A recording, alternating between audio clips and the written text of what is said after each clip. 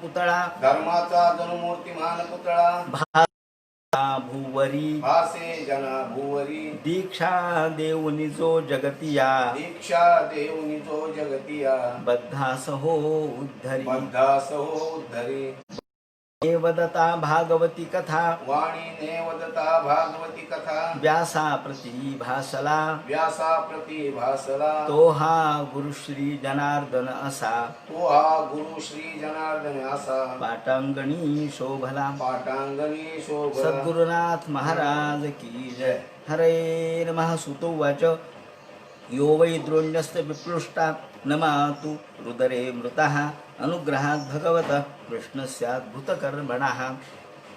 भगवान वेदव्यास वर्णन करून सांगू लागले आणि सूत शौनकादिकाला सांगतात की हे शौनकादिका हो, परीक्षितीला गर्भातच मारण्याचा प्रयत्न अश्वत्थामाने केला. त्याने ब्रह्मास्त्र सोडलं खरं, पण भगवंताचं रक्षण असल्यावर कोण या ठिकाणी त्याला मारणार आहे? आपण म्हणतो ना, देव तारी त्याला कोण मारे. अहो, देव ज्याचा रक्षक आहे, संरक्षक आहे, त्राता आहे, तारक आहे, त्याला जगातला कुणीही मारू शकत नाही. एका ठिकाणी म्हटलंय, जितने तारे गगन में उतने दुश्मन होय.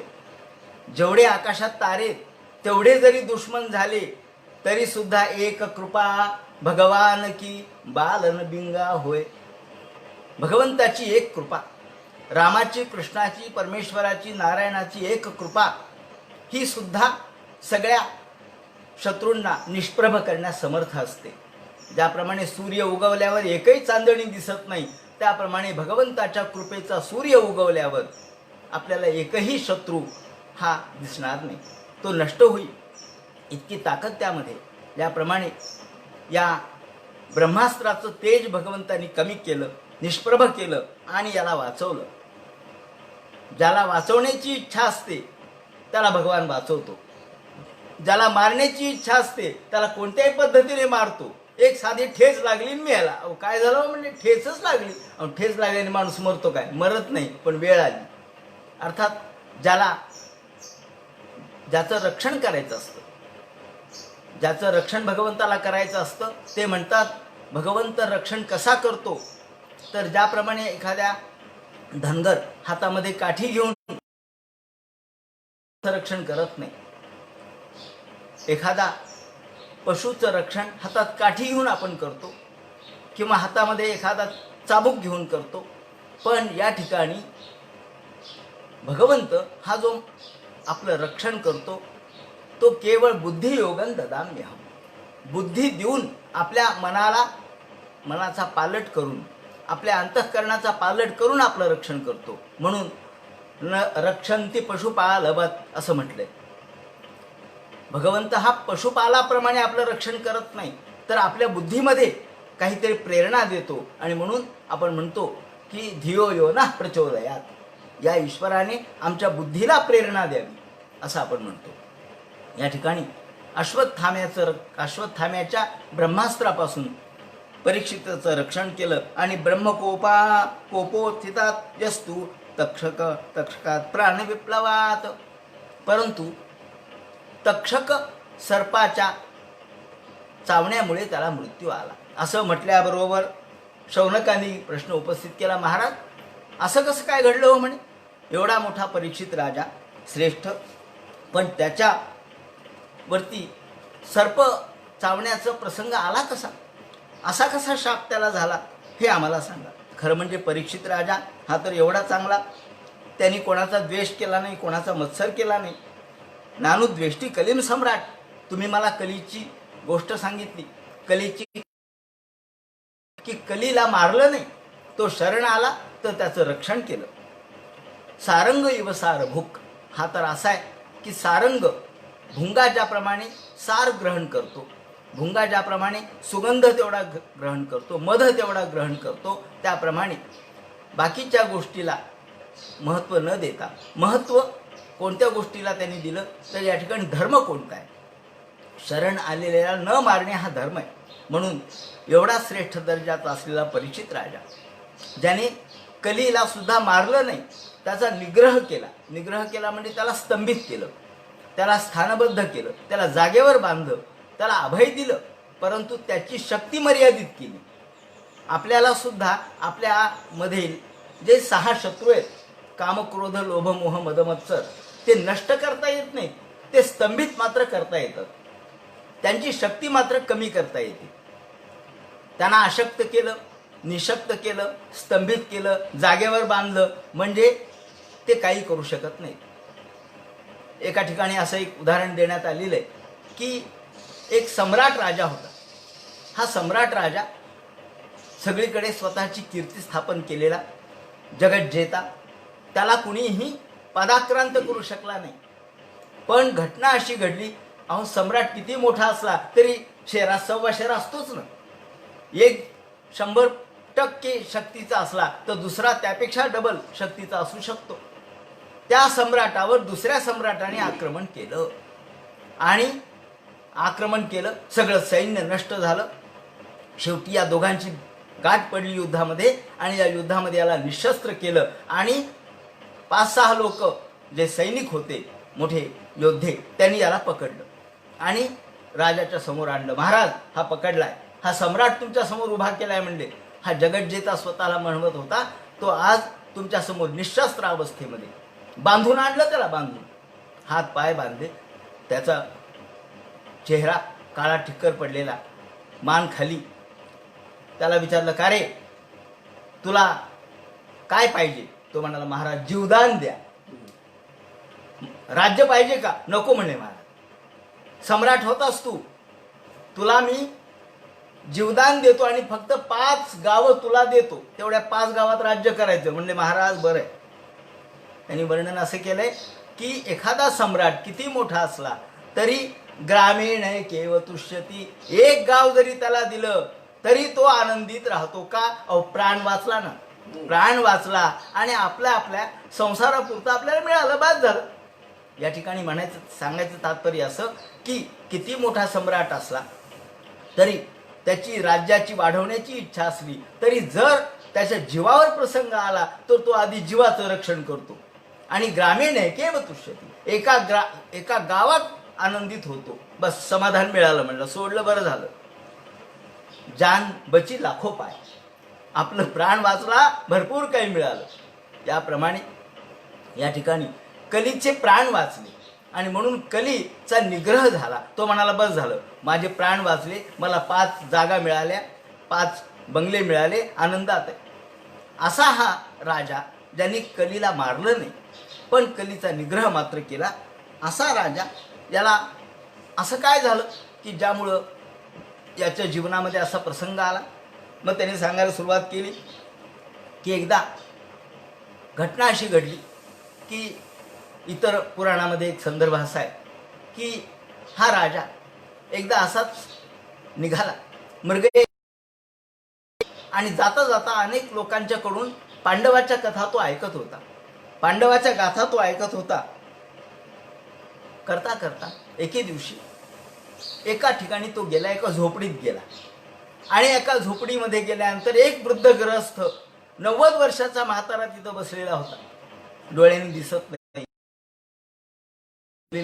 अंगावर बळ्या पडलेल्या आहेत आणि डोळे किलकिले करून म्हणाला, महाराज कोण आपण? तुम्ही कोण आहे? हातात धनुष्य दिसते, राजेसाहेब आहेत का? हो, मी परीक्षित नावाचा राजा आहे, मी अर्जुनाचा आणि पांडवांचा नातू आहे. असं का? वा वा वा वा, छान. आता या परीक्षितांनी विचारलं, महाराज माझ्या राज्यात आणि पांडवाच्या राज्यात काय फरक आहे हो? म्हणले. तो हसला, म्हणला, एका शब्दात मला सांगा, लोक पांडवाची स्तुती करतात, कौतुक करतात, मोठेपणा गातात, पण माझं राज्य आणि पांडवांचं राज्य याच्यात तुम्हाला काय फरक वाटला? तो म्हणाला, महाराज तुम्हाला मी सांगतो, अगदी मनपूर्वक सांगतो, सत्य जेवढं आहे ते सांगतो, असत्य काही बोलणार नाही. तुम्ही विचारला प्रश्न म्हणून सांगतो. मी एकटाच या झोपडीत राहतोय, अनेक वर्षापासून एकटाच राहतो, आजही राहतो. आणि घटना अशी घडली म्हणे, 30-40 वर्षापूर्वीची घटना. ज्या वेळेला मी तरुण होतो, मी या झोपडीमध्ये राहत होतो आणि एके दिवशी संध्याकाळची वेळ झाली. आकाशामध्ये ढग दाटून आले आणि पाऊस इतका जोरात पडला की समोरची नदी तुडुंब भरून वाहू लागली, दुथडी वाहू लागली. आणि एक माऊली काटक्या गोळा करण्यासाठी आलेली होती. तिला पलीकडच्या तीरावर जायचं, परंतु एवढे धो पाऊस, रात्र झालेली, अंधार, आणि अशा अंधाराच्या किट्ट वातावरणामध्ये नदीला प्रचंड पाणी आलेलं. म्हणून तिने मला विचारलं, महाराज मी तुमच्या झोपडीमध्ये आश्रय घेऊ का? तेव्हा मीही तिला आनंदाने तिला आश्रय दिला. रात्रभर आम्ही तिथे होतो. पाऊस ओसरला, सकाळ झाली, ती माऊली निघूनही गेली. त्यावेळेला मी एकटाच होतो आणि ती एकटीच होती. पण आमच्या मनात विकार निर्माण झाला नाही. पण आज 30-40 वर्षानंतर ती घटना आठवून मात्र माझं मन विकारी बनतंय. एवढाच फरक आहे. म्हणजे बाबा राजा म्हणला, कमाल झाली. मन बदललं, काही नाही झालं. माणसाच्या मनामध्ये बदल झाला, विकारग्रस्तता निर्माण झाली. अहो, दूध आणि दही याच्यात काय फरक आहे? दूध आणि दही, फक्त आंबटपणा पडला की दही झालं, नासलं, दूध नासलं. तसं मन नासलं लोकांचं, काही फरक झाला नाही. दूध दूधच आहे, पण दुसऱ्या दिवशी ते नासलं. का नासलं? अहो, राजा म्हणतो काळाचा बदल झाला, काय करावं? आणि या चिंतेमध्ये राजा होता. एके दिवशी तो सकाळी उठला, म्हणाला आता अजून आपण काही लोकांची परीक्षा घ्यावी. कालची घटना तर त्याच्या डोक्यात होती. मनामध्ये तो विचार करत होता की का बरं असं घडलं असेल, का लोकांच्या मनात पालट झाला असेल. मग लोक असे बदललेत का? मग लोक भोंदूगिरी करू लागलेत, बंदेगिरी करू लागलेत, नाटक करू लागलेत, भंभम करू लागलेत नुसती. आपल्याला अधिकार आहे हे सगळं बघण्याचा. म्हणून दुसऱ्या दिवशी राजा पुन्हा एकदा मृगयेसाठी निघाला. त्यांनी आपल्या मस्तकावर एक किरीट धारण केला. आता हा किरीट जो होता तो सुद्धा खरं म्हणजे तो जरासंधाचा टोप होता. वास्तविक जरासंधाला ठार मारल्यानंतर श्रीकृष्ण तिथून निघाले आणि सहदेवाला राज्य दिलं. भीम थांबला. म्हणले का हो? म्हणले कशाने भीमसेन तुम्ही का थांबले? हो म्हणले महाराज एवढा जरासंध मी मारला, मला काहीच नाही मिळालं. तुला काय पाहिजे? म्हणे काही नाही, मला त्याच्या डोक्यावरचा टोप पाहिजे.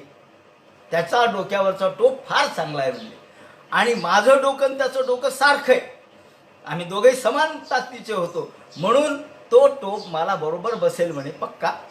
पाहिल्याबरोबर चांगला बसला म्हणले, आणि चांगला बसलाय, काय हरकत आहे. कृष्ण म्हणले अरे घेऊ नको, पापाची संपत्ती येते. कालच आपण बघितलं सोन्यामध्ये कली आहे, हा कली सोन्यात बसलेला होता. तो म्हणला नाही पापाची संपत्ती पण मी शौर्याने मिळवली ना. बर म्हणले घे तुला काय घ्यायचं ते. तो टोप आणला खरा, पण त्याला घालण्याचा प्रसंगच आला नाही. पुढे अनेक घटना घडल्या, वनवास झाला, युद्ध झालं, सगळं झालं, आणि तो टोप तसाच पडला. तो टोप तसाच त्यांच्या राजवाड्यामध्ये एका खोलीमध्ये पडला. पण आज राजाला असं वाटलं की आपले टोप कोणते ते बघावं, आणि हाच नेमका टोप उचलला आणि डोक्यावरती घातला.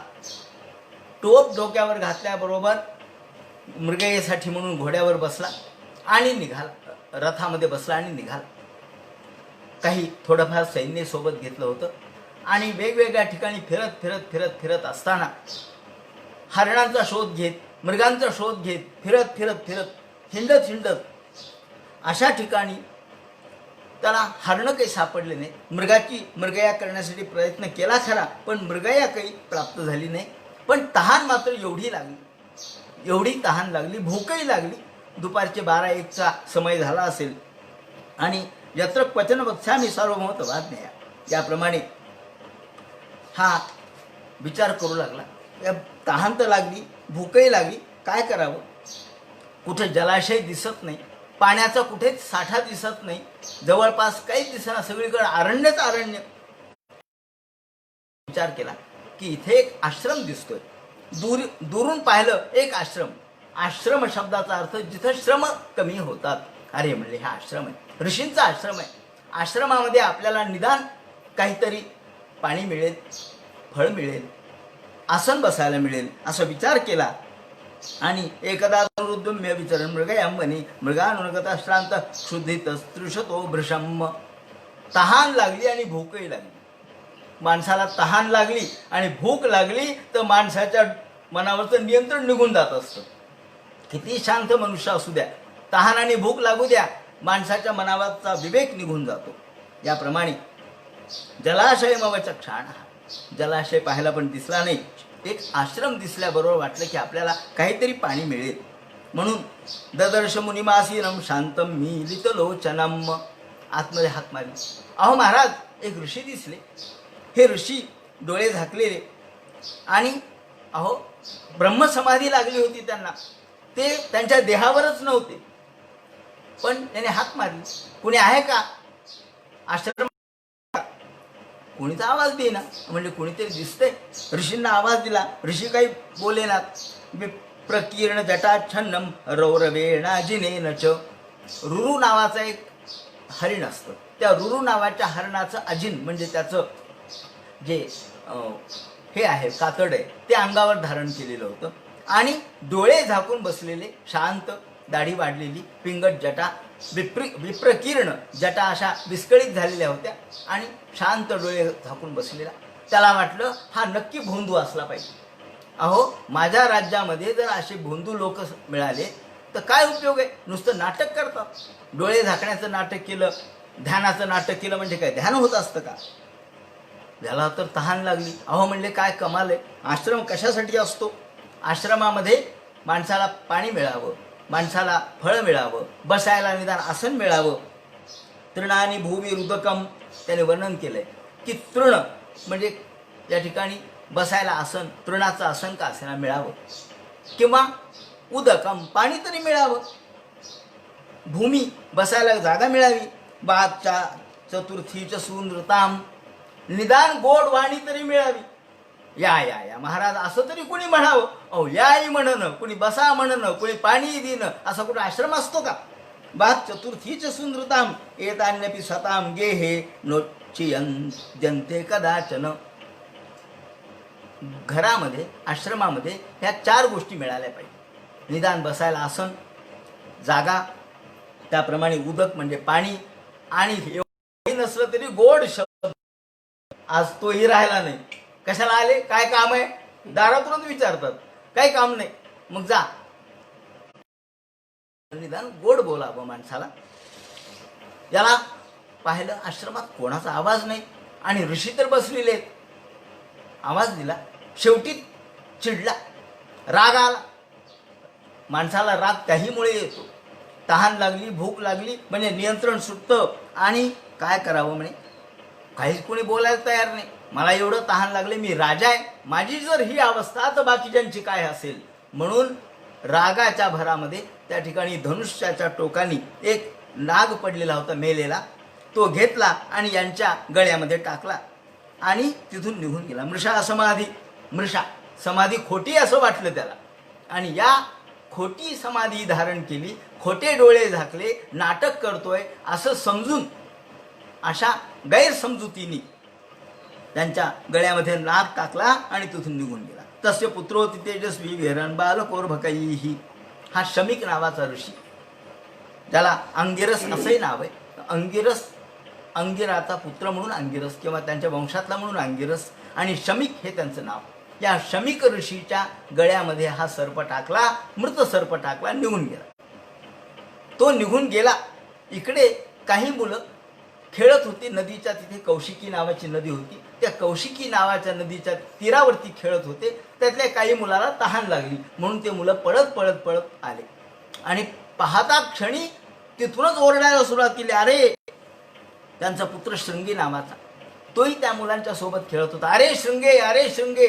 म्हणजे काय झालं, काय झालं म्हणून काय म्हणतोस तू, तू कशाला स्वतःचा मोठेपणा गातो. हा जो शृंगी होता तो मंत्रज्ञ होता.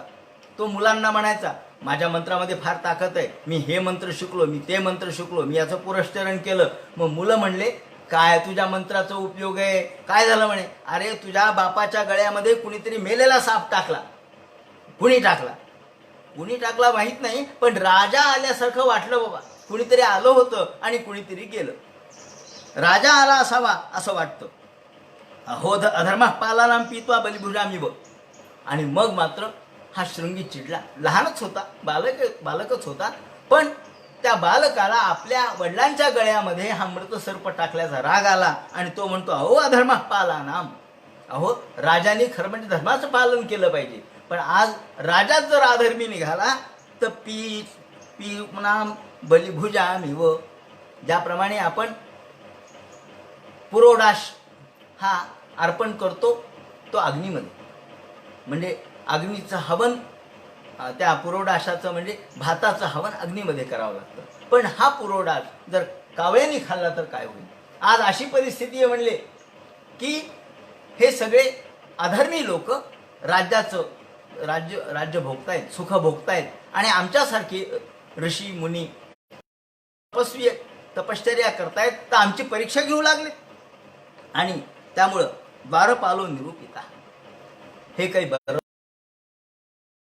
पालन करणारा राजा आहे, तो जर अधर्माने वागू लागला, तो जर याप्रमाणे शुनामी व कुत्र्या मांजराप्रमाणे वागू लागला, तो जर अधर्माने वागू लागला तर या जगाची स्थिती काय होईल? म्हणून मी आताच्या आता कृष्ण निघून गेले म्हणून काय झालं, कृष्ण या निजधामाला गेले म्हणून काय झालं, उत्पथगामी लोक झालेत, आता मी आत्ताच्या आत्ता शाप देतो. असं नाहीये की आमच्यामध्ये शक्ती नाही राहिली, मी आत्ताच्या आत्ता शाप देतो. सगळे मुलं म्हणले, मग तुझ्या मंत्राला काय अर्थ आहे?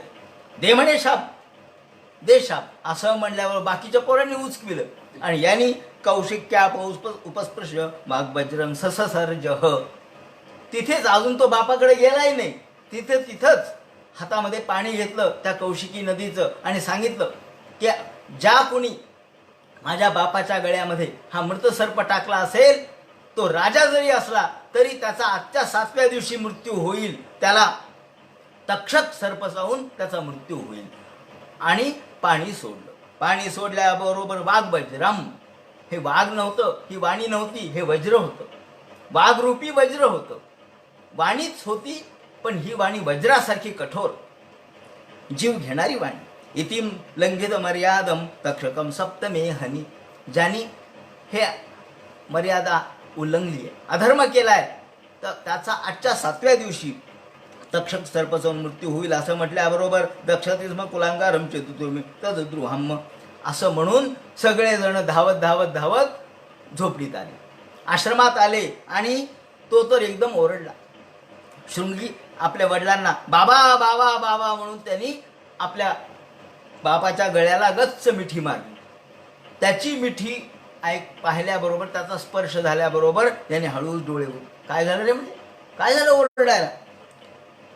त्यांचा आरडाओरडा ऐकला आणि यांना जाग आली. सवा अंगिरसो ब्रह्मण श्रुत्वा सुतविलापनम. त्यांचं रडणं ऐकलं, ओरडणं ऐकलं आणि एकदम ते जागे झाले. उन्मील्य शनकैर नेत्रे, हळूहळू हळू डोळे उघडले. काय झालं? जणू काही झोपेतून माणूस जसा जागा व्हावा त्याप्रमाणे.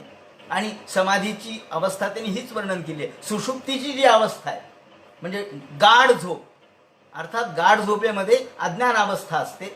गाढ झोपेमध्ये ज्याला आपण तमोगुणाची ती अवस्था असते. म्हणून ती समाधीची फक्त एक झलक म्हणून आपल्याला सांगता येईल. समाधी तशी असते. याप्रमाणे त्यातून जागा झाल्याबरोबर जसं आपण झोपेतून जागा व्हावं त्याप्रमाणे हा जागा झाला. तू म्हणले, काही नाही बाबा, तुमच्या गळ्यामध्ये मेलेला सर्प कोणीतरी टाकला. माझ्याकडे मेलेला तो सर्प आहे असं म्हणून घेतला आणि बाजूला टाकून दिला. मग काय त्याला रडायचं कारण आहे? कशाला ओरडायला लागला? नाही म्हणे, बाबा मी त्यांना शाप दिला. शाप दिलास? त्यांनी सांगितलं, ज्यांनी हा सर्प गळ्यात टाकला. मग मुलं म्हणले, अहो राजा आला होता आणि राजानेच अशा पद्धतीने हा सर्प गळ्यात टाकला असावा. असं म्हणल्याबरोबर या ठिकाणी शमीक ऋषी म्हणतात, अरे शृंगे, तू चूक केलीस. नंद, अरे चूक केलीस तू, राजाला शाप दिलास, हे चूक केलं का? अरे राजा आहे म्हणून आपण आहोत, राजांचं रक्षण आहे म्हणून धर्मकर्म व्यवस्थित चाललेले आहेत. राजा जर नसेल तर हा धर्म नीट चालणार नाही. आणि सगळीकडे तदाही चौर प्रचुरो विनंग्य, सगळीकडे चोरोडा माजेल, सगळीकडे लोक चोर वाढतील आणि कोणाचंच नियंत्रण कोणावर राहणार नाही. राजा आहे म्हणून नियंत्रण आहे. तू चुकलास आणि तुझं काम नाहीये. राजाला शाप देणं हे तुझं काम नाही. तू चूक केलीस यन्नष्ट नाथस्य बसोर्विलुंपात परस्परम ग्रंथी शिपंती वंजते. अरे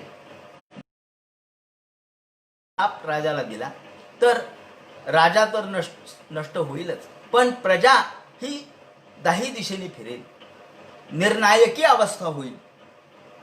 मग सगळीकडे वर्णाश्रम राहणार नाही, धर्मकर्म राहणार नाही, यज्ञकर्म राहणार नाही, जपजाप्य राहणार नाही. आपण जे स्वस्थतेने या ठिकाणी शांत बसतो ते राहणार नाही. शूनाम कपिनामिव वर्ण संकरा. सगळीकडे ज्याप्रमाणे कुत्रे किंवा इतर प्राणी हे जसे वागतात तसे लोक वागायला लागतील आणि सगळीकडे अनैतिकता माजेल, निर्णायकी अवस्था होईल, कुणीच कोणाचं रक्षण करणार नाही. धर्मपालो नरपती सदु सम्राट श्रवाहा. आणि हा राजा तर मोठा श्रेष्ठ आहे, धर्मपती आहे, तो सम्राट आहे आणि म्हणून प्रत्यक्ष महाभागवत आहे, ज्याचं भगवंतांनी रक्षण केलं, म्हणून त्यांनी ज्यांनी अश्वमेध यज्ञ केले असा राजा दुर्मिळ आहे. आणि म्हणून तू हे जे केलंस ते. आता इकडे राजा घरी आला, आपल्या महालामध्ये आला आणि त्याने टोप काढून ठेवला. घटना एवढीच झाली, त्याने टोप काढून ठेवल्याबरोबर महाराज मनात परिवर्तन झालं, अंतःकरणात बदल झाला. काय झाला असेल ते असो, पण वस्तूमध्ये सुद्धा काही दोष असतात. आता नाही का करोना, हात लावू नका याला करोनाचा स्पर्श होईल, करोना येईल, म्हणजे वस्तूमध्ये तो की नाही. मग पाप कृत्य, पाप कर्म, पाप धर्म हे त्या टोपात का नसतील थांबले? जर करोना थांबतो तर पाप कर्म का नाही थांबतात. सूक्ष्मपणाने या सगळ्या गोष्टी असतात, आपल्याला दिसत नाही म्हणून काय झालं, त्याचा परिणाम होतच असतो. म्हणून वाईट लोकांची संपत्ती ही अनेकदा आपल्याला घसरणीला कारणीभूत ठरते. असो, याप्रमाणे राजाने टोप काढून ठेवल्याबरोबर एकदम त्याच्या मनात बदल झाला. अरे आपण वाईटच केलं, म्हणजे आता क्षणभरामध्ये आत्तापर्यंत राजा, मी राजा आहे, मला परीक्षा घेण्याचा अधिकार आहे असं म्हणत होता, आणि आता म्हणू लागला अरे अरे अरे महापतिस्त्वथ तत्कर्मगर्ह्यम विचिंतयन्नात्मकृतं सुदुर्मनाः अहो मया नीच मनायवत्कृतं निरागसी ब्रह्मणी गूढ तेजसी. आता त्याला वाटू लागलं की अरे आपण केली ती चूकच केली. माणूस जर विवेकाने विचार करू लागला, विवेकपूर्ण पद्धतीने विचार केला, तर आपण कुठे चुकलो हे आपल्याला कळतं. माणसाला आपली चूक कधी कळते? जेव्हा तो स्वतःचा विचार करतो. आपण स्वतः दूरस्थ राहून आपला विचार करतो की नाही माझं काही चुकलं का. ज्याला स्वतःच्या मनाचं संशोधन जेव्हा तो करतो, जेव्हा तो विचार करतो की नाही माझंही काहीतरी चुकलंय, माझं एक गोष्ट चुकली की दुर्मना, मी वाईट पद्धतीने वागलो, माझं मन दुर्मन झालं. अहो सुमन असलेलं मन दुर्मन झालं. दुर्मन कधी होतं? वाईट विचाराने होतं. दुर्मन कधी होतं? अविवेकाने होतं. म्हणून असं म्हटलंय की कोणत्याही काळात आपण मविवेक परमा पदाम पदम, कोणतंही काम आपण अविवेकाने करू नये. अविवेकाने जर काही केलं तर त्याचे दुष्परिणाम भोगावे लागतात. म्हणून कधीच ताबडतोब एखाद्या गोष्टी न विचार करता सहसा विदधीत मग क्रिया मविवेक परमा पदाम पदम असं एक म्हटलेलं आहे. सहसा विदधीत मग क्रिया, कोणतीही क्रिया ही एकदम साहसाने न विचार करता करू नये. का? मविवेक परमा पदाम पदम. अविवेक हा अनेक आपदांना आमंत्रण देणार आहे, अनेक आपदांची एक मालिका तयार करणार आहे. म्हणून या ठिकाणी ते म्हणतात की अशा पद्धतीचा अविवेक माझ्याकडून झाला, ते चुकलंच. आणि मग अहो मया नीच मनार्यवत कृतम, मी एवढा सुसंस्कृत आहे. अहो मी कोणाचा मुलगा आहे, कोणाचा नातू आहे, मी यज्ञ केलेत, याग केलेत, मी एवढा भगवत भक्त आहे, भगवंताची सेवा मी करतो, त्यांच्या कुलात जन्माला आलो, ते कुळ किती मोठं, आणि मी नीचाप्रमाणे काम केलं, मी एखाद्या असंस्कृताप्रमाणे काम केलं, आणि एवढा सुसंस्कृत असलेला मी जणू काही एखाद्या असंस्कृताप्रमाणे वागलो. चुकलंच माझं. निरागसी ब्रह्मणी गूढ तेजसी, निरागस असणाऱ्या, अनागस असणाऱ्या, निरपराध असणाऱ्या, गूढ आपल्याला काय म्हणते? अहो ब्राह्मणाचं, ज्ञानी लोकांचं, ऋषी लोकांचं जे काही परीक्षण आहे ते आपण करण्याचा आपल्याला काय अधिकार आहे? ऋषीची परीक्षा आपण का करावी? मुनींची परीक्षा करण्याचा मला काही अधिकार नाही.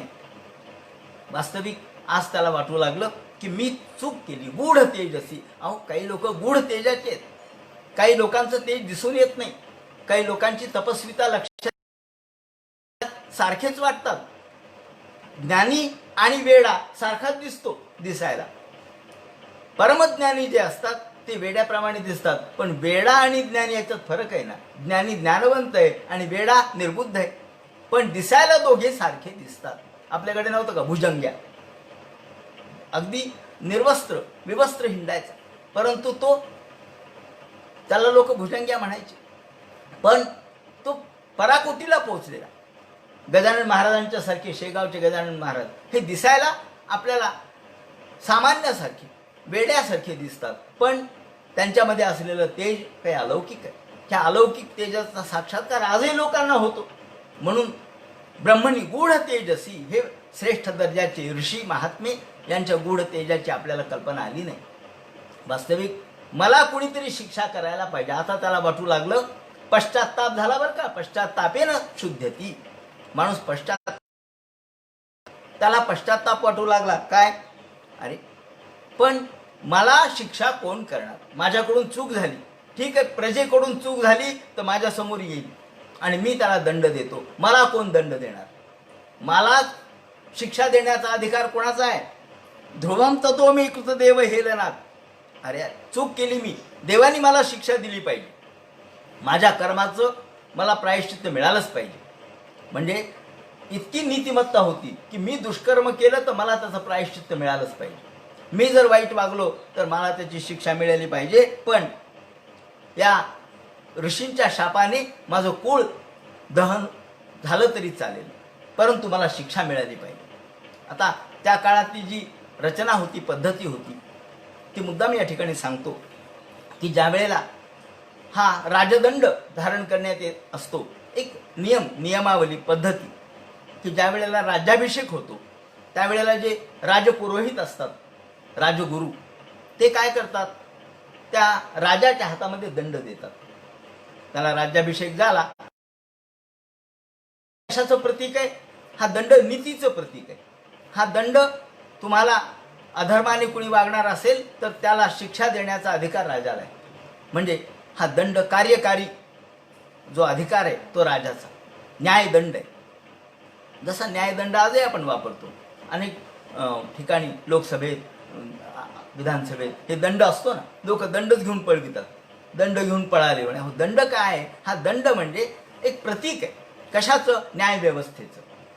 तो दंड हातात घ्यायचा राजानी आणि गुरु त्याला सांगतात, हां 3 वेळेला म्हण अदंड्योस्मी. तो 3 वेळेला म्हणतो अदंड्योस्मी, अदंड्योस्मी, अदंड्योस्मी. म्हणजे मी अदंड्य आहे, मला कोणी दंड करू शकत नाही. म्हणजे मी सर्वोच्च आहे, न्याय व्यवस्थेतला सर्वोच्च आहे, जसा सर्वोच्च न्यायालय. मग आपलं सर्वोच्च जसं आपल्याकडे व्यवस्था आहे, पण महाभियोग त्यांच्यावरही चालवला जातोच ना. शेवटी राजाचा, आणि तो म्हणतो की मी सर्वोच्च आहे, अदंड्योस्मी.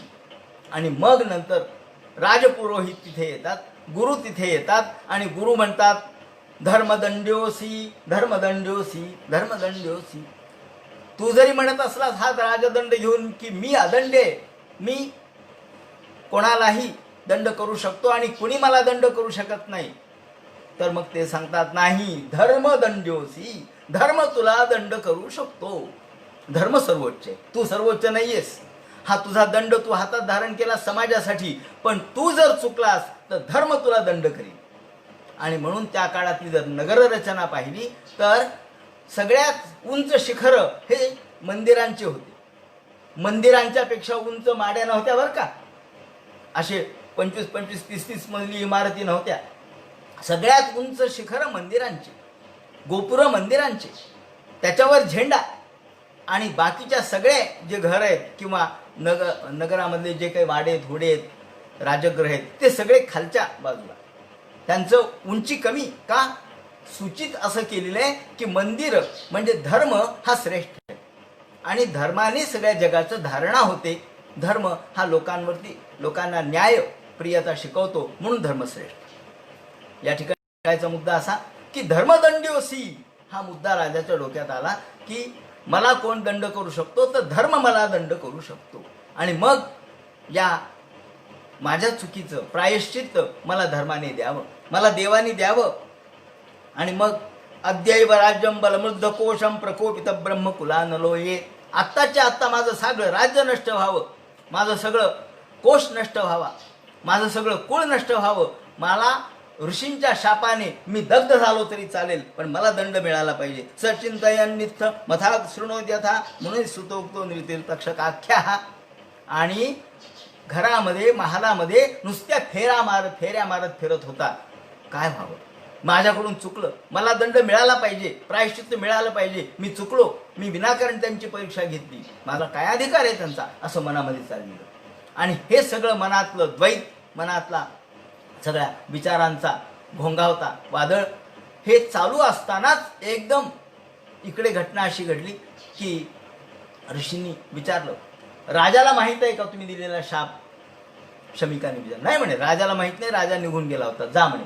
असं करू नका. अहो, राजाला माहित पाहिजे, ज्याला तुम्ही शाप दिला त्यांना निदान माहित तरी पाहिजे. आजही आपण बघतो ना की न्यायाधीश त्या चोर असो डाकू असो कोणी असो त्याला सांगतो तुला ही शिक्षा दिली आहे, सुनावतो. शिक्षा सुनावणे म्हणजे त्याच्या अनुपस्थितीत सांगता येत नसतं, त्याला सुनवावी लागते. तुम्ही त्याला सुनावलं का? तुम्ही दिलेला शाप नाही म्हणले, त्यांना नाही सुनावला, मग जा म्हणे, त्याला सुनावून या, त्याला ऐकून या, त्याला असं झोपेत धोंडा घालू नका, त्याला समजून सांगा की तुम्हाला असा असा शाप झालेला आहे, तो काहीतरी त्याचं जीवनाचं कल्याण करील. तुम्ही अज्ञानात ठेवू नका, त्याला माणसाला अज्ञानात ठेवू नये. याप्रमाणे सांगितल्याबरोबर ऋषीचे पुत्र पळाले.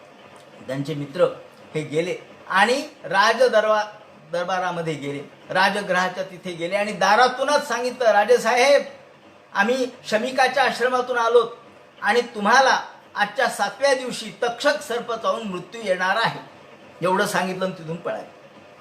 हे ऐकल्याबरोबर स साधू मेने न चिरेण तक्षकान मुक्ते सुतोक्तो.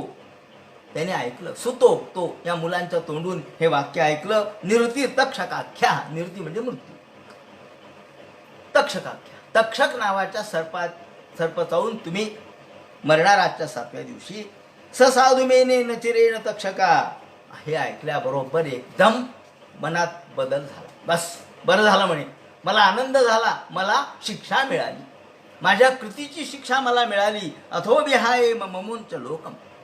आता सगळं सोडा, राज्य सोडा, धन सोडा, कोश सोडा, बायको सोडून द्या, त्याप्रमाणे वस्त्रप्रावण उतरा आणि आता मरण व्रत धारण करायचंय. आजच्या 7व्या दिवशी मृत्यू आहे का? ठीक आहे, 7 दिवस आता गंगेच्या तटाकी जाऊन बसायचं, दुसरं काही करायचं नाही. मृत्यू येईपर्यंत मृत्यूची वाट पाहत बसायचं आणि या वेळेला भगवंताची प्रार्थना करायची. कृष्णांग्री सेवा मविधमन्यमाना. भगवंताच्या सेवेमध्ये 7 दिवस घालवायचे ठरवलं. उपाभिषद याप्रमाणे त्या ठिकाणी गंगेच्या तटाकावरती आले. या वै लसश्री तुलसी मिश्र कृष्णांग्रे जैनभ्यनिकांबुनेत्री. आता या ठिकाणी दुसरा मत असं आहे की या हस्तिनापुराच्या जवळून गंगा नाही, यमुना वाहते. यमुना जवळ आहे, तिथून यमुना जवळ आहे ना, दिल्लीच्या जवळ यमुना आहे. त्यामुळे कदाचित काही वंदनीय जीव गोस्वामी यांनी असं म्हटलंय की कदाचित यमुनेच्या तीरावर आले असतील. आणि त्याचं उत्तर देत असताना त्यांनी असं सांगितलंय की लसश्री तुलसी मिश्र. तुळशी मिसळलेलं पाणी म्हणजे कृष्णाच्या पायाचं पाणी हे गंगेतून नाही तर यमुनेतून वाहतं. कारण कृष्णाच्या पायाचा स्पर्श यमुनेला झालेला होता आणि कृष्ण खेळले यमुनेत. त्यामुळे गोकुळ हे आणि मथुरा ही यमुनेच्या पाण्याने श्रीकृष्णाने स्नानही केलं, त्या ठिकाणी कृष्णांची क्रीडाही झाली. म्हणून कदाचित ही यमुना नदी असावी असं जीव गोस्वामींचं मत आहे. परंतु या ठिकाणी गंगा असा शब्द अनेक ठिकाणी आलेला आहे. दुसरी गोष्ट अशी आहे की देवाच्या चरणापासून निघाली असा पुढे उल्लेख आहे. तेव्हा देवाच्या चरणापासून यमुना नाही निघाली, गंगाच निघाली. म्हणून जीव गोस्वामीचं फक्त मत मी सांगितलं. या ठिकाणी गंगा हाच अर्थ आपण घेतला पाहिजे. म्हणून कृष्णांग्री रेणव्या भेद ममुख नेत्री पुन्हा ती लोकानुभवात शेषेन कस्तान सेवेत मरिष्यमाणा. आणि मरिष्यमाणा जो मृत्यू त्याच्या समोर आहे, आता काही क्षणांनी मृत्यू त्याला येणार आहे, काही दिवसांनी मृत्यू येणार आहे, असा जो मृत्यूच्या दाढेत आलेला आहे त्याने काय करावं या विचारात राजेसाहेब तिथं आले. वस्त्र प्रावरण अलंकार सगळे उतरविले, आपल्या मुलाला राज्याभिषेक केला आणि सगळं सोडून राज्य, घर, दार, प्रपंच, निस्संग, आणि त्याला प्रायोपवेशन म्हणतात, मृत्यू येण्याचं वाट पाहण्याचं व्रत, त्याला मरण व्रत असंही म्हणतात, प्रायोपवेशन. या ठिकाणी सगळं सोडलं, आता जेवण घ्यायचं नाही, पाणी प्यायचं नाही, काहीच करायचं नाही, मृत्यू येईपर्यंत काही करायचं नाही. प्रायोपवेशम प्रति विष्णुपद्याम, विष्णुपद्याम शब्द आहे ना, तर विष्णुपद्याम म्हणजे विष्णूच्या पायापासून निघालेली गंगा, विष्णुपद्याम. तेव्हा विष्णूच्या पायापासून गंगाच निघाली, म्हणून गंगेच्या तीरी हे आले. दध्यो मुक्तांगरी मनन्य भावो मुनिव्रतो मुक्त समस्त संघा, मुक्त समस्त संघा. जीवन मुक्त अवस्थेमध्ये या ठिकाणी आल्याबरोबर हजारो लोकांना कळालं, कर्णोपकरणी लोकांच्या पर्यंत वार्ता गेली की अहो राजा हा परीक्षित सगळं काही सोडून, राज्य त्याचप्रमाणे कोश हे सगळं सोडून, आपलं राजवस्त्र उतरवून केवळ मुनिव्रत धारण करून या ठिकाणी बसलेला आहे, गंगेच्या तीरी बसलेला आहे. तत्रोपजग्मुर भुवनम पुनाना महानुभावा मुने शिष्या. कर्णोपकरणी वार्ता कळाल्याबरोबर त्या ठिकाणी ऋषींचे जथ्थेच्या जथ्थे येऊ लागले. ऋषी, मुनी, त्याचप्रमाणे राजर्षी, महर्षी, देवर्षी, प्रायण तीर्थाभिगमापदेशही, हे सगळे लोक त्या ठिकाणी येऊ लागले. आपल्या शिष्य प्रशिष्य सच्चिशा येऊ लागले. स्वयं पुनंती संत, जे स्वतः तीर्थवंत आहेत, जे तीर्थरूप आहेत, तीर्थस्वरूप आहेत, असे सगळे लोक या गंगेच्या तीरी आले. या ठिकाणी सगळे जमा झाले. इथं पुनंती संत, त्या ठिकाणी संत लोक, खरं म्हणजे पावन करणारे, पुनंती सगळं पावन करणारे. संत शब्दच हा पावन करणारा आहे. सत सतौ संत, संत शब्द हा अनेक वचन आहे. कशाचं? सतचं. सत हा शब्द, त्याचं द्विवचन सतौ आणि अनेक वचन संत.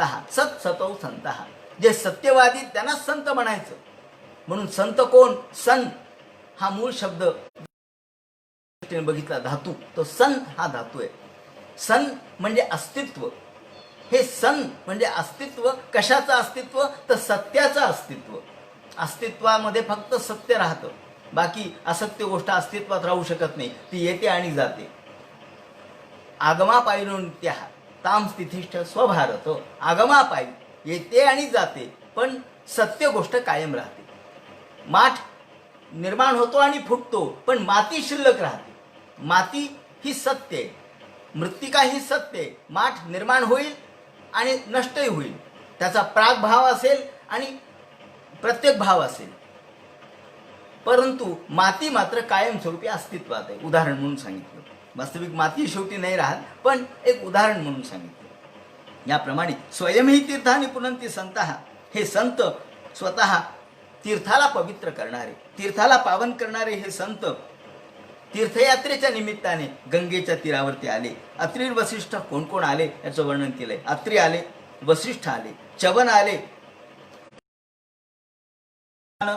अरिष्टनेमी आले, त्याचप्रमाणे भृगु आले, अंगिरा आले, पराशर आले, विश्वामित्र, परशु, इंद्रमद, इंद्रप्रमद, इद्मवाह, मेधातिथी, देवल, आर्षिषेण, भारद्वाज, गौतम, पिप्पलाद, मैत्रेय, और्य, कवश, त्याचप्रमाणे अगस्त्य, भगवान व्यास सुद्धा आले, नारद आले, आणि याच्याशिवाय इतर अनेक देवर्षी, ब्रह्मर्षी, मेधातिथी, देवल, आर्षिषेणू, याप्रमाणे राजर्षीवर्या, अन्येच देवर्षी, ब्रह्मर्षीवर्या, राजर्षीवर्या, अरुणादयश्च.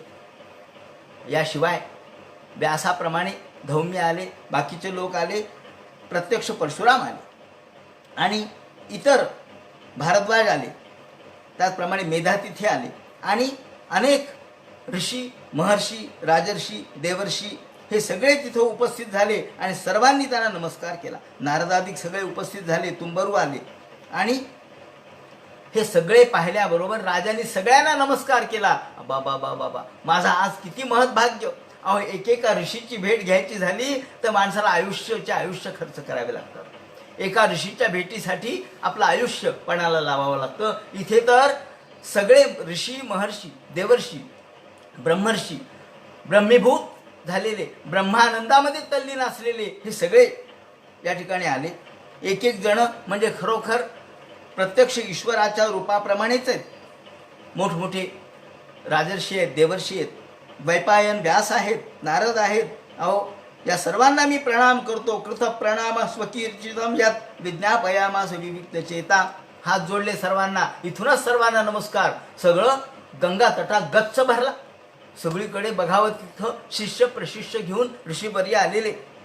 आणि राजाने हात जोडले. म्हणे, अहो वयम धन्य तमाम नृपाणाम. अहो, खरोखर मी आज धन्य झालो. आज मी पावन झालो. आज माझ्या जीवनाचं कल्याण झालं. का? अहो, तुमच्यासारखे महत्तम अनुग्रहणीय शीला, तुमच्यासारखे महत्तम अनुग्रहणीय शीला, अनुग्रह करणाऱ्यामध्ये पटाईत. अनुग्रह म्हणजे कृपा. अहो, तुमची कृपा ही कधी वाया जाणार नाही. तुम्ही नुसतं कृपा हे लोक कसे करतात, वर्णन असं केलेलं आहे एका ठिकाणी की ऋषीणाम पुनराद्यानाम वाचमर्थानुधावती. ऋषी जे श्रेष्ठ दर्जाचे महर्षी, राजर्षी, देवर्षी, ब्रह्मर्षी आहेत. ऋषीनाम पुनराद्यानाम जे मोठमोठे मुनी आहेत. वाचमर्थानुधावती. आपलं कसं होतं, आधी शब्द निघतात आणि मग अर्थ व्यक्त होतो. ऋषींचं तसं नाही. ऋषींचा आधी अर्थ व्यक्त होतो आणि मग शब्द बाहेर पडतो. म्हणे आशीर्वाद नंतर बाहेर पडतो. पुढा स्नेह पाझरे, मागा चालती अक्षरे. त्याला प्रमाण ज्ञानेश्वरीतलं. ज्ञानेश्वर माऊलींनी ज्ञानी पुरुषाचं लक्षण सांगताना वर्णन केलंय. पुढा स्नेह पाझरे, मागा चालती अक्षरे, शब्दू पाठी अवतरे कृपाधी. आधी कृपा येते आणि मग शब्द येतो. म्हणजे ऋषीनाम पुनराद्यानाम वाचमर्थानुधावती याचा अभ्यास ज्ञानेश्वरांचा होता. किती सूक्ष्म भारतीय तत्वज्ञानाचा अभ्यास माऊलींनी केला होता. त्यांच्या एका ज्ञानेश्वरीमध्ये सगळं काही आहे. सगळं तत्वज्ञान आहे, सगळं ब्रह्मज्ञान आहे. सगळ्या भारतीय तत्वज्ञानाच्या सगळ्या गोष्टीचा उल्लेख केवळ एका ज्ञानेश्वरीत आहे. म्हणून ज्ञानेश्वरी जरी प्रामाणिकपणे आपण अभ्यासली, वाचली एका शब्दानुसार, तरी आपल्याला सगळा भारतीय तत्वज्ञानाचा अभ्यास होऊ शकतो. असो, त्यांनी म्हटलंय की पुढा स्नेह पाझरे, प्रसाद देणारे जे श्रेष्ठ दर्जाचे लोक आहेत, महर्षी आहेत, त्यांनी वर्णन केलंय की अनुग्रहणीय शीला. अनुग्रह म्हणजे कृपा. ही कृपा करणारे जे महर्षी, राजर्षी आहेत, कृपा करणारे जे देवर्षी आहेत, कृपा करणारे जे मुनी आहेत, ते त्यांची कृपा आधी येते आणि मग शब्द बाहेर पडतो. आपला आधी शब्द बाहेर पडतो आणि मग अर्थ येतो. तिथे तसं नाही. त्या ठिकाणी फरक असा आहे. म्हणून शब्दू पाठी अवतरे कृपा आधी. आणि बोलणे तेची सुकुमार, मुखमोहाचे माहियेर, दर्शन तैसे. त्या ज्ञानी पुरुषाचं वर्णन त्या ठिकाणी केले. आपण 13व्या अध्यायामध्ये वाचा. ज्ञानी पुरुष कसा असतो, त्याचं वागणं कसं, त्याचं बोलणं कसं, त्याचं चालणं कसं, त्याचं वर्णन तिथे केलेलं आहे. असो, याप्रमाणे राज्ञाम कुलम ब्राह्मण पाद शौचात. अहो, या ठिकाणी आपलं मी किती भाग्यवान आहे. आपल्यासारख्यांचं दर्शन मला या ठिकाणी झालं आणि आपले चरण खरोखर या ठिकाणी लागले. हे माझं महत्भाग्य. तुमचे चरण कमल एकाचे जरी आपल्याला पाहायचे झाले, एकाचं जरी दर्शन घ्यायचं झालं तरी आयुष्य खर्चावे लागतात. परंतु आज तर तुमच्यासारखे श्रेष्ठ दर्जाचे अनुग्रहणशीय, प्रसाद देण्यात पटाईत असणारे, सर्व प्रसाद देणारे मुनी आमच्या समोर आहेत. तसेव मेघस्य परावरेशो. आणि तुम्ही काही सामान्य नाहीत. परावरेशो, तुम्ही पर आणि अवर म्हणजे या भौतिक आणि अभौतिक हा एक अर्थ आहे. दुसरा अर्थ आहे पर आणि अवर म्हणजे शब्द ब्रह्म आणि अनुभव ब्रह्म, दोन्ही अर्थ आहेत. परा या ठिकाणी शब्द ब्रह्मणी निष्णाते, शब्द ब्रह्मामध्ये जे निष्णात आहेत आणि अनुभव ब्रह्मामध्ये सुद्धा जे तल्लीन आहेत. शब्द आणि अनुभव या दोन्हीच्या दृष्टीने ज्ञान विज्ञान संयुतम असे जे आहेत ते आमच्या समोर आहेत. म्हणून परावरेशो व्यासक्त चित्तस्य ग्रेष्वभीक्षणम. या ठिकाणी माझा खरं म्हणजे किती मोठं महत्भाग्य आहे.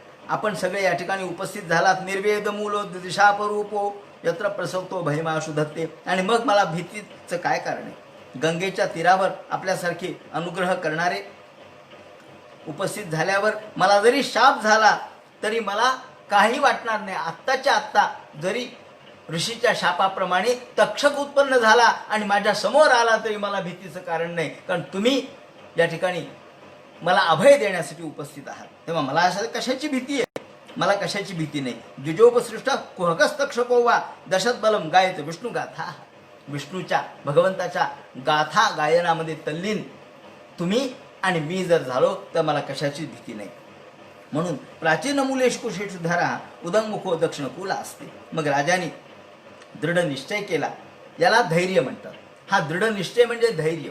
काल जे आपण या धैर्य शब्द बघितला जो 39 गुणांच्या मधला आहे तो हे धैर्य आहे की सात्विकतेमध्ये धैर्य असतं. ही धीरता, आपल्या परमार्थातली धीरता ही धारण करून तो बसला. आणि कसा बसला तर गंगेच्या दक्षिण तटाकावर पूर्वाग्र कुश केले, कुशासन टाकलं. या कुशाचं अग्र पूर्वेच्या बाजूला केले आणि उत्तरेकडे मुख करून बसला.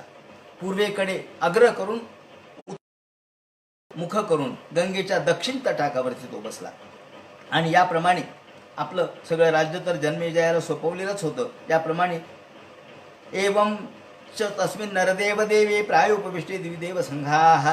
ज्याप्रमाणे बसल्याबरोबर राजाने प्रार्थना केली, महाराज आम्हाला फक्त एकच सांगा की आता मृत्यू तर मला 7 दिवसामध्ये येणारच आहे. ऋषींची वाणी खोटी होणार नाही, सत्यवादी वाणी आहे ती खोटी होणार नाही. आणि मलाही आता जगण्याची इच्छा नाही, परंतु या 7 दिवसामध्ये मी काय करावं की ज्यामुळं मला मुक्ती प्राप्त होईल हे मला सांगा. शुश्रूष माणूस चरिताने विष्णू हो. भगवंताच्या चरित्राचं गायन तुम्ही आमच्या समोर करा. भगवंताचे चरित्र आम्हाला ऐकवा की ज्यामुळं या म्रियमान असलेला म्हणजे मृत्यूच्या पंथाला लागलेला किंवा मृत्यूच्या काठावर उभा असलेल्याने काय करावं, कोणतं प्रायश्चित्त करावं, कोणतं धर्मकर्म करावं ते आम्हाला सांगा. परानुग्रहमात्मशील विपृच्छे. मी तुम्हाला हात जोडून विनंती करतो की असं कर्म की ज्यामुळं मी आणि प्रत्येक प्राणी जो या मृत्यूच्या काठावरतीच बसलेला आहे, तसं म्हटलं तर प्रत्येक जणालाच 7 दिवसाचं आयुष्य आहे. कोणत्या तरी आठवड्यातल्या कोणत्या तरी दिवसात मृत्यू ठरलेलाच आहे ना. म्हणून आठवड्याचा कोणता तरी दिवस आपल्यासाठी ठरलेलाच आहे. म्हणून हे 7 दिवस, आणि 7 हा शब्द शांत या अर्थाने सुद्धा आहे, कारण आपलं आयुष्य सुद्धा शांत आहे. शांत म्हणजे ज्याचा अंत होणार आहे. म्हणून 7 म्हणजे शांत, ज्याला अंत आहे असं आयुष्य. आज आपल्याला वाटत असतं की आपण काय आता 100 वर्ष जगू, पण उद्याचं आपल्याला आज कळत नाही. उद्या काय परिस्थिती येईल आपण सांगू शकत नाहीत. म्हणून आपण जे काही करायचं ते लवकर करावं. भगवंताच्यासाठी आपण जे काही धर्मकर्म करायचे ते लवकर करावेत. म्हणून आपण सुद्धा म्रियमानच आहेत या दृष्टीने. ते म्हणतात की अशा म्रियमान व्यक्तींनी असं म्हटल्यावर सगळेजण बघू लागले एकमेकाकडं.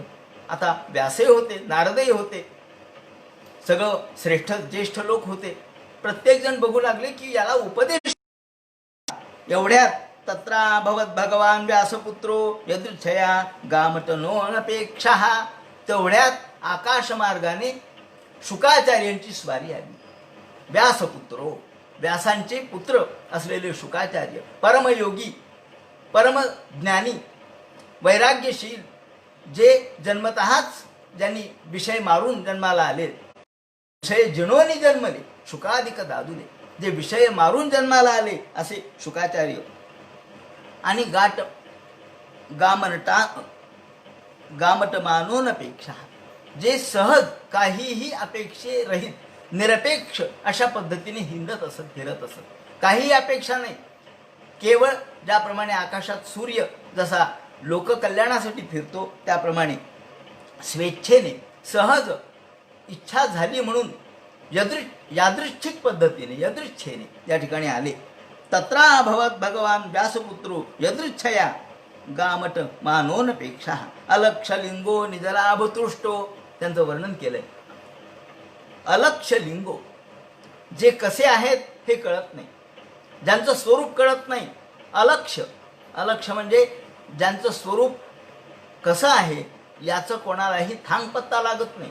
आणि निजलाभ तुष्टो, जे आत्मसंतुष्ट आहेत, आत्माराम, आत्मनी रतः, जे स्वतःमध्येच तल्लीन आहेत, जे आपल्या आत्म्यामध्येच तल्लीन आहेत, आत्माराम ज्याला म्हणतात. राम म्हणजे आत्मनिरतः, जो आपल्यामध्येच स्वतःमध्ये तल्लीन आहे, ज्याला बाहेरच्या सुखाची अपेक्षा नाही, जो आतल्या आत्माराम म्हणतात. आणि वृतश्च बालैरवधूत वेषः, अवधूत वेश धारण केलेला, दिगंबर वेश धारण केलेला, आणि बाल बालै रव, या ठिकाणी ज्याप्रमाणे बालसूर्य असावा, नुकताच उगवलेला सूर्य जसा प्रकाशमान असतो, तेजस्वी असतो, तशी तेजस्विता त्यांच्यामध्ये होती. आणि तम वर्षम सुकुमार पाद, या ठिकाणी जे वर्णन केले 32 लक्षणांचं वर्णन केले. आणि लक्षणं सत्पुरुषामध्ये श्रेष्ठ दर्जाच्या महात्म्यामध्ये असतात. हे 32 लक्षणं त्या ठिकाणी सांगितले. ते कसे होते तर फक्त 16 वर्षाचं वय, आणि सुकुमार पाद, हात पाय अत्यंत सुकुमार होते, पाय सुकुमार, हात सुकुमार, आणि हात अजानुबाहू, गुडघ्यापर्यंत हात, स कपोल गात्रम, दिसायला मोठे सुंदर, त्याप्रमाणे मनोहर, नासिका थोडी उंच होती, कान मोठे होते, आणि नासिका आणि कान यांच्यामुळं त्यांची शोभा अधिकच सुंदर दिसत होती. गळ्यामध्ये सुंदर अशा प्रकारचा त्यांनी माळा घातलेली होती. सुभ्राननम कंबू सुजात कंठम, या ठिकाणी कंबुग्रीवम, कंबुग्रीव असा शब्द महादेवासाठी सुद्धा वापरलेला आहे. कंबुग्रीवम शशांकांक. कंबुग्रीव म्हणजे काय तर शंख हा कसा असतो, त्याची मान किंवा त्याचा मागचा भाग जसा बारीक असतो तसा हा इथला भाग बारीक. आणि दुसरा अर्थ असा आहे की त्याच्यामध्ये 3 अशा वळ्या असतात पहा. शंखाला सुद्धा कोणताही शंख बघा, त्याच्या 3 वळ्या त्याच्या मानेच्या तिथे असतात, म्हणून त्याच्या मागच्या बाजूच्या तिथे 3 वळ्या असतात. तशा 3 वळ्या त्यांच्या गळ्याला होत्या, म्हणून ते म्हणतात की कंबू सुजात कंठम शुभ्राननम, अतिशय सुंदर अशा प्रकारचा आनन, अशा सुंदर अशा प्रकारचा चेहरा होता, आणि मान होती.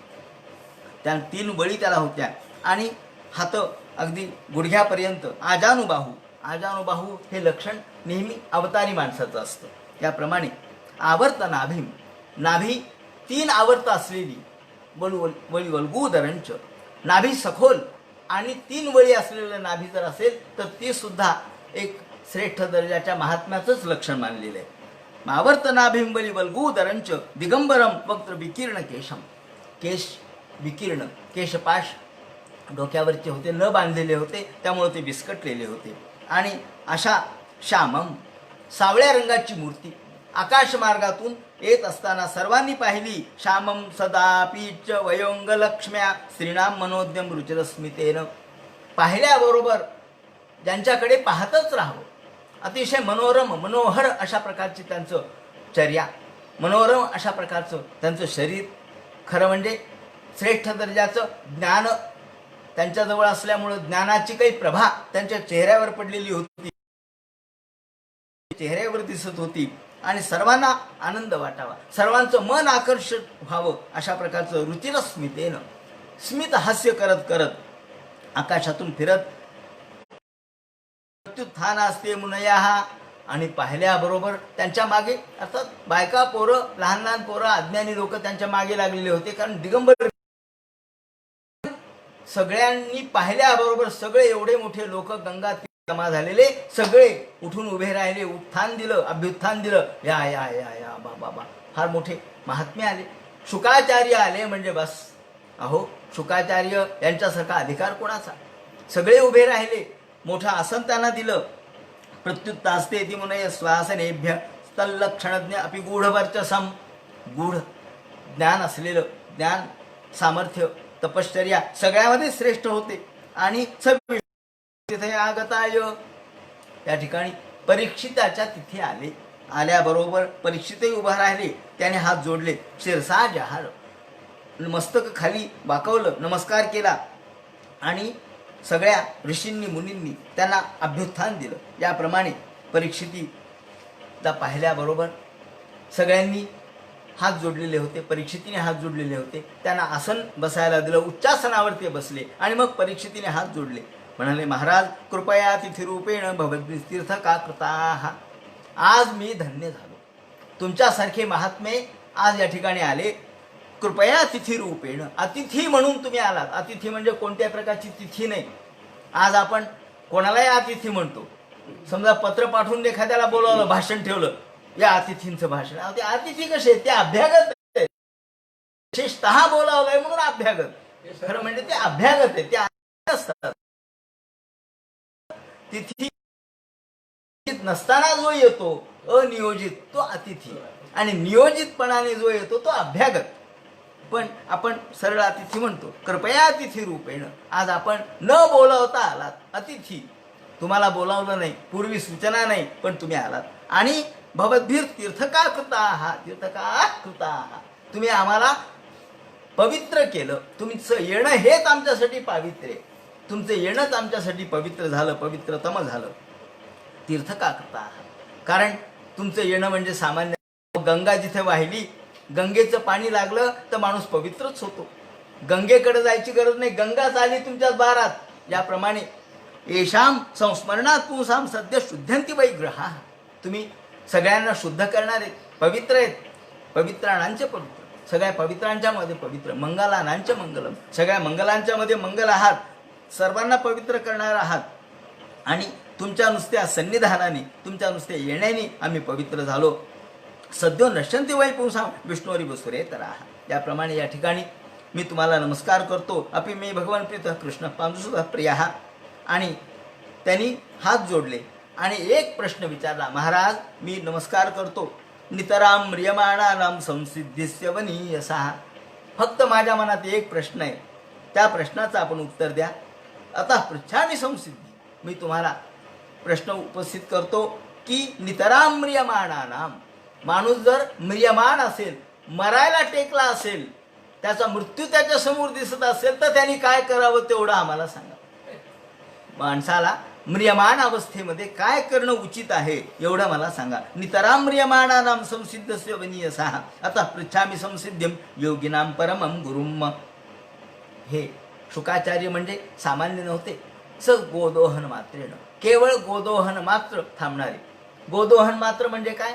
हे जे मोठमोठे संन्यासी लोक असतात की जे सकाळच्या वेळेलाच जातात. भिक्षा ही फक्त एका घरी मागायची. काही लोक, काही संन्यासाचे प्रकार आहेत. कुणी घरी 5 घरी भिक्षा मागतात, कुणी 3 घरी मागतात. शंकराचार्य 3 घरी मागत असत. कुणी 3 घरी, कुणी 5 घरी, कुणी एकाच घरी.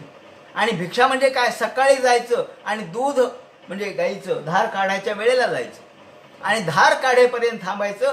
जेवढं देतील तेवढं दूध घ्यायचं, पुन्हा काही मागायचं नाही, पुन्हा कुठेही जायचं नाही, कोणाच्याही घरी जायचं नाही, फक्त दूध प्यायचं दररोज. म्हणून गोदोहन मात्रेण. म्हणजे शुकाचार्य असे होते की ते फक्त सकाळी सकाळी गोदोहनाच्या वेळेला जात असत आणि दिलेलं जेवढं दूध आहे तेवढं प्राशन करून, धारोष्ण दूध प्राशन करून येत असत. याप्रमाणे म्हणून हे देवा, हे शुकाचार्य आचार्य, आपण या ठिकाणी आलात. न लक्षते ह्यवस्थान मपि गोदोहन क्वचित. गोदोहन मात्र थांबणारे, तेही फार क्वचित बरं का. नेहमीच नाही. कधी उपाशी राहायचे, कधी निरसन करायचे, अनशन करायचे, आणि कधी कधी मात्र गोदोहन मात्र थांबायचे. असे तुम्ही आज माझ्या तिथे आलात, मी धन्य झालो. न लक्षते ह्यवस्थान मपि गोदोहन क्वचित. आणि माझं या प्रश्नाचं उत्तर द्या असं म्हणून परीक्षिताने हात जोडले. सूत म्हणतात, शौनकादिकाहो, असं म्हटल्यानंतर एवं आभाषित पृष्ठ राज्ञा लक्षणा या गिरा. अत्यंत मृदू भाषेने राजाने हा प्रश्न विचारल्यावर मग या ठिकाणी हे काय उत्तर देतील? शुकाचार्य राजा परीक्षितीला काय सांगतील? आणि मग शुकाचार्य आणि परीक्षित यांचा संवाद आता दुसऱ्या स्कंदापासून सुरू होणार आहे. म्हणजे शुकाचार्य बघते आणि परीक्षित श्रोते, हा जो भाग आहे तो द्वितीय स्कंदापासून सुरू झालेल्या भागवताचा. त्याच्या आधी सूत शौनकादिकांचा संवाद आहे, नारद महर्षींचा, व्यासांचा संवाद आहे. पण त्यानंतर दुसऱ्या स्कंदापासून मात्र शुकाचार्य आणि परीक्षित यांचा संवाद आहे. तो 12व्या स्कंदाच्या 6व्या अध्यायापर्यंत चालतो. आणि नंतर मग परीक्षिताच्या निर्याणानंतर पुन्हा शौनकादिकांचा संवाद सुरू होतो. याप्रमाणे ह्या सगळ्या भागवताची रचना आहे.